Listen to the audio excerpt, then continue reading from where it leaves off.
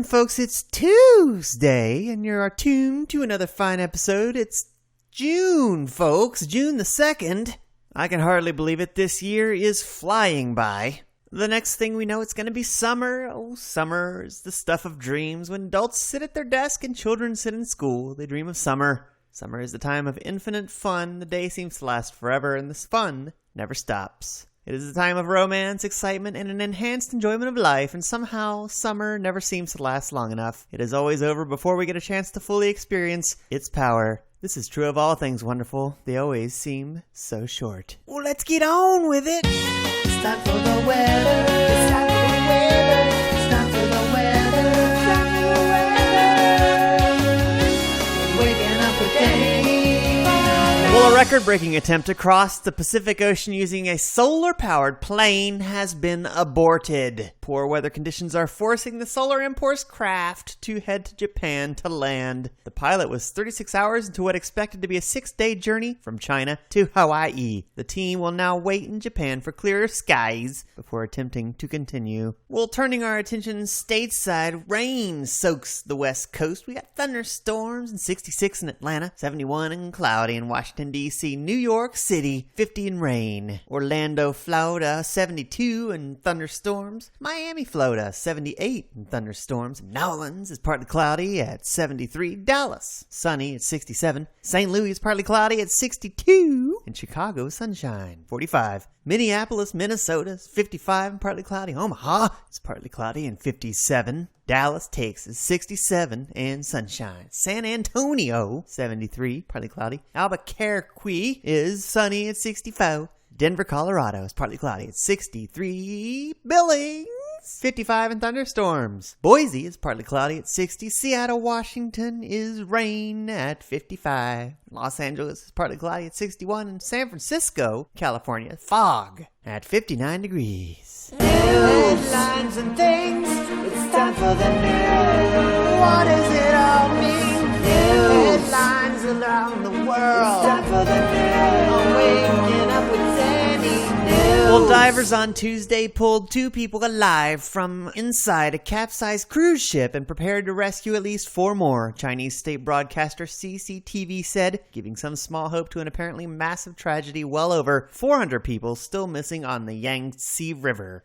Only 18 people are known to survive the capsizing of the ship, which held 458 people, most of them elderly passengers. At least 7 swam ashore, but others were rescued more than 12 hours after the ship went down. After search teams climbed aboard the upside-down hull and heard people calling out from within. Footage from the broadcaster showed rescuers in orange life vests climbing on the upside-down hull, with one of them lying down, tapping a hammer and listening for a response, then gesturing downward.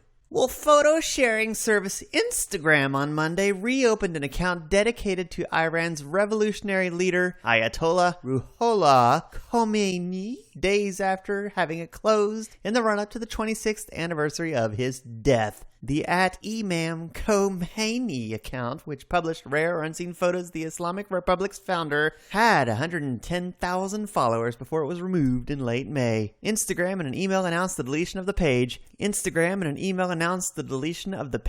only provided the automatic generic text banning violent, pornographic, or advertisement content, according to Iranian media.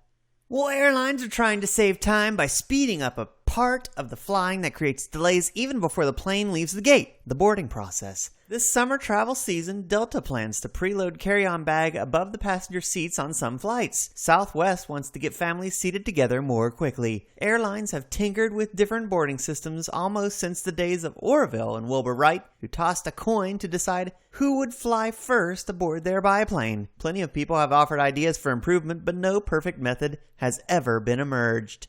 Most airlines let first class and other elite customers board first. After that, some carriers fill the rear rows and work toward the front. Others fill window seats and work towards the aisle. Some use a combination of the two. Airlines have also tried other tricks, like letting people board early if they do not wish to have aisle-clogging carry-on bags. This is not trivial stuff. With many flights full, anxious passengers know that boarding late means there might not be any room left in the overhead bin. And it matters to the airlines. Slow boarding creates delays, which means missed connections, unhappy customers, and extra costs. Researchers from Northern Illinois University once figured that every extra minute that a plane stands idle at the gate adds $30 in costs. About 1 in 4 U.S. flight runs at least 50 minutes late. Multiply that by thousands of flights each day, and it quickly adds up from there. Delta's early valet service will offer to have airline employees take carry-on bags at the gate and then put them in the bins above assigned seats. The airline wants to see if its own workers can load the bins faster than the passengers.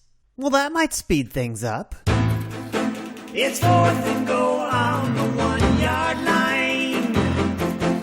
The quarterback takes a snap from the center. He hands the ball to the running back.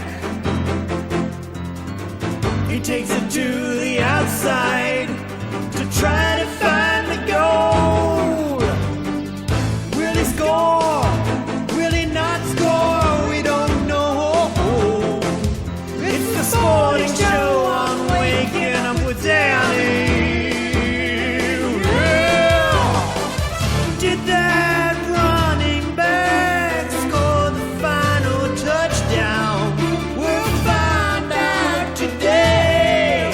It's Waking Up with Danny. Sports! Well, Ohio State fans will like this news. Sports Business Daily reports ESPN is moving Mark May off the show College Football Final. The network will have a new trio for the 2015 season for its halftime and postgame coverage. Adnan Virk will host and Danny Cannell with Joey Galloway will serve as analysts. May, however, isn't completely out. He's reportedly being linked for a different show with Mark Saunders and Mac Brown. May had worked on the College Football Final television show with Reese Davis and Lou Holtz. With Davis moving to College Game Day and Holtz retired, however, ESPN decided it was time to make a move. The stock market, the Dow indexes, money's and money's and matters, money's and matters and money's and matters and money's and matters. Where are your investments today? Let's track your stocks. Let's track your stocks. Let's track your stocks. Let's track your stocks. Mutual funds, and lots of other things. Waking up with Danny. Waking up with Danny. Money, stocks, investments, and mutual funds. Money, stocks, investments, and mutual funds. Waking up with Danny. Well, Spanish, Italian, and Portuguese yields climbed to their highest levels this year in a broad-based sell-off of Eurozone bonds after their data showed inflation was higher than forecast in May. Consumer prices in the 19-nation currency bloc rose 0.3% year-on-year last month after a flat reading in April, beating market expectations of a 0.2% increase. Inflation expectations for the currency bloc have picked up recently, partly due to rebounding oil prices triggered last month's global bond market rout as investors reassessed record low yields. The data comes a day before a European central bank policy meeting, which is expected to give the latest view on the bank's trillion-euro asset purchase program launched in March to revive inflation in the economy.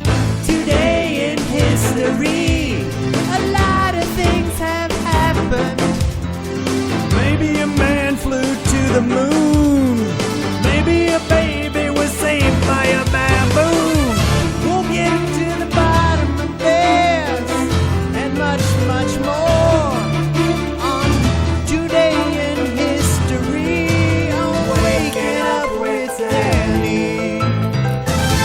It's Today in History, June 2nd, 2015. Today is I Love My Dentist Day. Today is also International Sex Workers Day, National Bubba Day, no idea, National Rocky Road Day, and Yell Fudge at the Cobras in North America Day. I don't know, folks. I have no clue. Well, let's look at the events in 1986. Regular TV coverage of the U.S. Senate session begins and never ends. 1953, coronation of Queen Elizabeth II, Westminster Abbey. 1953, Babe Ruth, then at 40 years old, announces his retirement as a player In 1896, Guglielmo Marconi patents the radio, and in 1835, P.T. Barnum and his circus begins its first tour of the U.S. Births and deaths. People were born and died today. We're gonna talk about it. Waking up with Danny, talking about life and death. Well, in 1944, Marvin Hamlish was born. In 1941, Charlie Watts was also born. In 1932, Barry Levinson was also born. Well, in 1904, Johnny Weissmuller was also born. And in 1740, Marquis de Sade was also born. But people also died. In 2008, Bo Diddley dies in Florida of a heart failure at 79. In 2001, Imogene Coca, a comic, Your Show of Shows, dies at 92. In 1996, Ray Combs, a comedian, host of Family Feud, the television game show, died in Glendale, California at age 40 by suicide.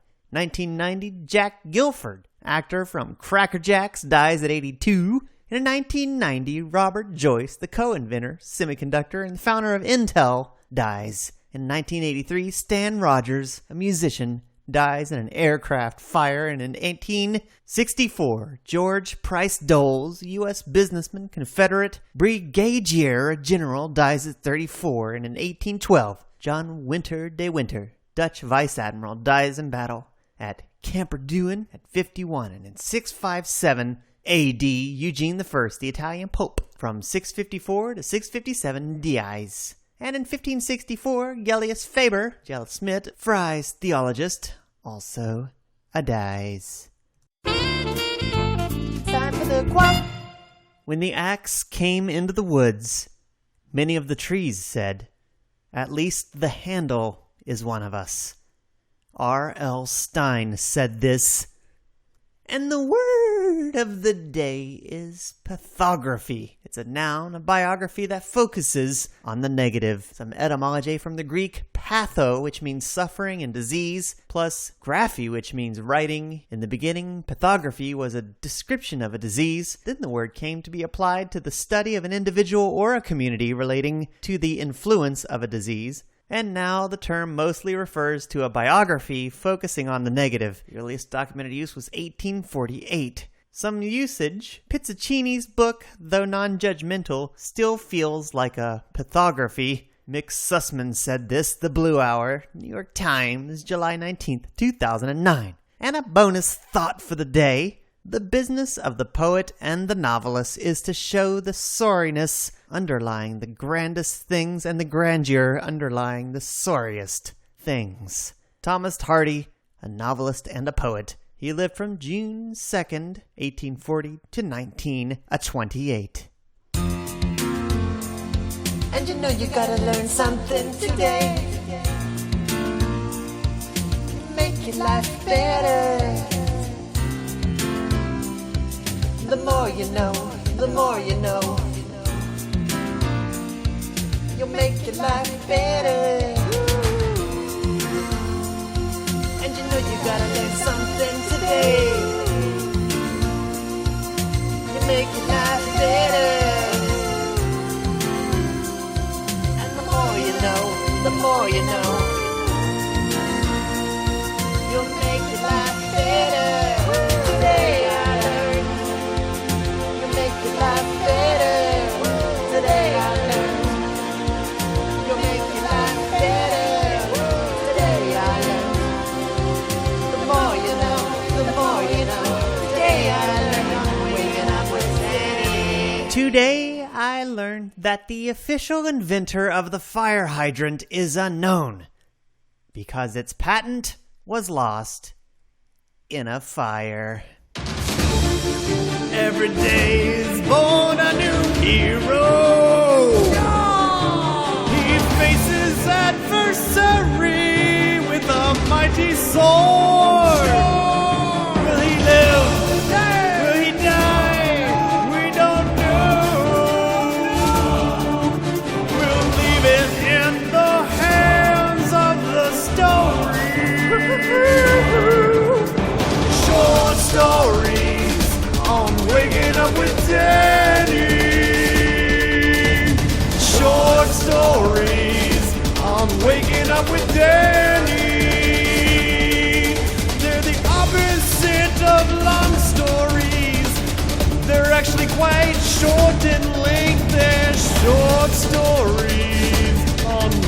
up with Danny. Not long but short the stories are. Not long but short the stories are. The hero fighting against the dark forces of the forest. Waking up with waking up, waking up, waking up, waking up, waking up, waking up, I am Danny on the short story. Short stories with Danny.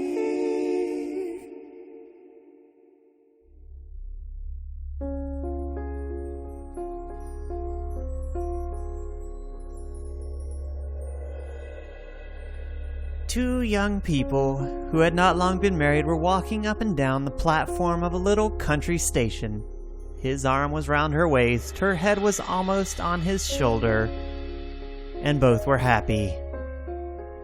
The moon peeped up from the drifting cloudlets and frowned, as it seemed envying their happiness and regretting their tedious and utterly superfluous virginity. The still air was heavy with the fragrance of lilac and wild cherry. Somewhere in the distance beyond the line, a corn cake was calling. "How beautiful it is, Sasha, how beautiful," murmured the young wife. "It all seems like a dream. See how sweet and inviting that little copse looks. How nice those solid, silent telegraph posts are. They add a special note to the landscape, suggesting humanity, civilization in the distance. Don't you think it's lovely when the wind brings the rushing sound of a train?" "Yes. But what hot little hands you've got. That's because you're excited, Varya. What have you got for our supper tonight?" "Chicken and salad. It's a chicken just big enough for two. Then there is the salmon and sardines that went sent from town." The moon, as though she had just taken a pinch of snuff, hid her face behind a cloud. Human happiness reminded her of her own loneliness, of her solitary couch behind the hills and dales. "The train is coming," said Varya. "How jolly!"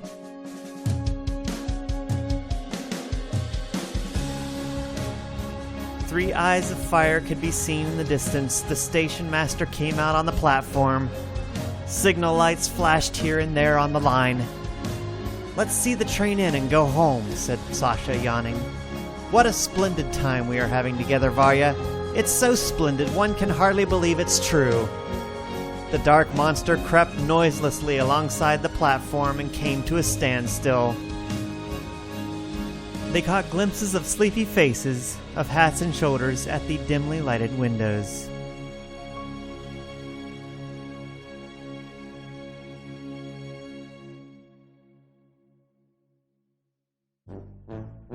"Look! Look!" They heard from one of the carriages. "Varya and Sasha have come to meet us. There they are. Varya! Varya, look!" Two little girls skipped out of the train and hung on Varya's neck. They were followed by a stout middle-aged lady and a tall, lanky gentleman with great whiskers. Behind them came two schoolboys laden with bags, and after the schoolboys, the governess. After the governess, the grandmother. Here we are, dear boy," began the whiskered gentleman, squeezing Sasha's hand. "Sick of waiting for us, I expect. You have been pitching into your old uncle for not coming down all this time, I dare say. Kolya, Kostya, Nina, Fifa. Children, kiss your cousin Sasha. We're all here, the whole troop of us, just for 3 or 4 days. I hope we shan't be too many for you. You mustn't let us put you out." At the sight of their uncle and his family, the young couple were horror-stricken. While his uncle talked and kissed them, Sasha had a vision of their little cottage, he and Varya giving up their 3 little rooms, all the pillows and bedding to their guests. The salmon, the sardines, the chicken all devoured in a single instant. The cousins plucking the flowers in their little gardens, spilling the ink, filled the cottage with noise and confusion. His aunt talking continually about her ailments and her papa having been Baron von Fintich. And Sasha looked almost with hatred at his young wife and whispered, "It's you they've come to see. Damn them!" "No, it's you," answered Varya, pale with anger. "They're your relations, they're not mine." And turning to her visitors, she said with a smile of welcome, "Welcome to the cottage." The moon came out again. She seemed to smile as though she were glad she had no relations. Sasha, turning his head away to hide his angry, despairing face, struggled to give a note of cordial welcome to his voice as he said, "It is jolly of you. Welcome to the cottage." Well, that was A Country Cottage by Anton Chekhov. And that's going to do it for this episode of Waking Up with Danny. Join me next Monday. We'll do it all over again. As always, thanks for listening.